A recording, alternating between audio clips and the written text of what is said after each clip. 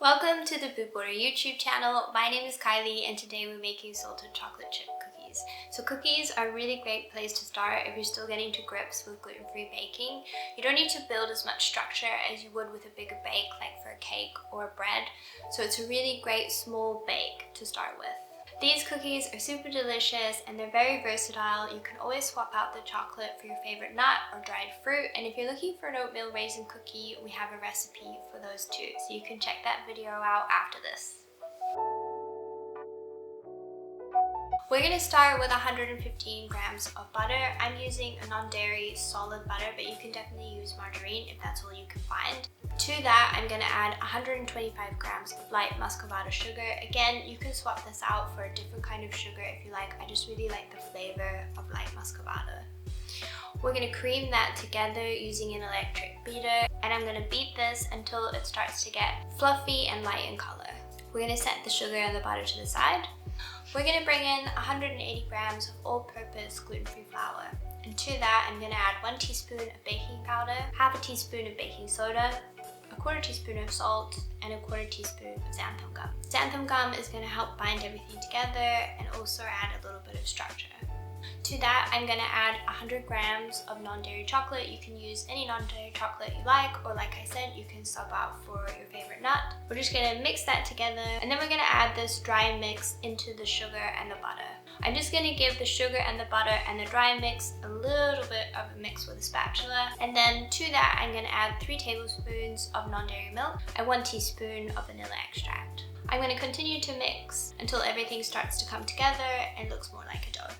I'm going to put the dough in the fridge for half an hour, and this just helps to re-solidify the butter, cool everything down, and this will prevent a lot of spreading in the oven. So gluten-free cookies tend to spread a lot when they go into the oven, and by adding in a fridge step, you just help to prevent that. Once your cookies have come out of the fridge, you can preheat the oven. We're going to bake these at 160 degrees for 15 to 18 minutes. And then you can line a tray with baking paper and start to spoon the cookies onto the tray. I recommend about 2 tablespoons of dough per cookie, and then just evenly place them on a tray with a good amount of space around them, because they definitely will spread a little bit in the oven.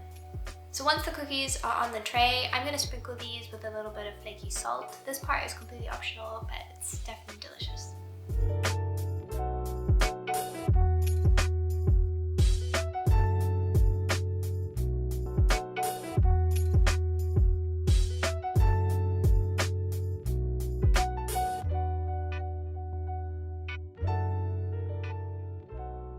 So cookies are baked. If you want them to be a little bit more chocolatey on the top, you can leave a few pieces to the side and then place them on top before you bake. I don't really mind that much, so I didn't do it this time.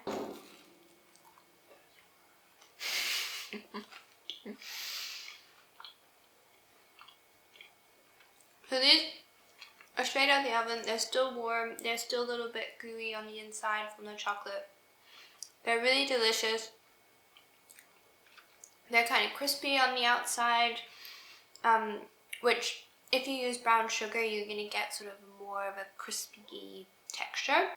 And they're a little bit cakey on the inside, and that's sort of my favorite combo, a little bit crispy on the outside, and you still get kind of that cakey cookie texture rather than a pure biscuit.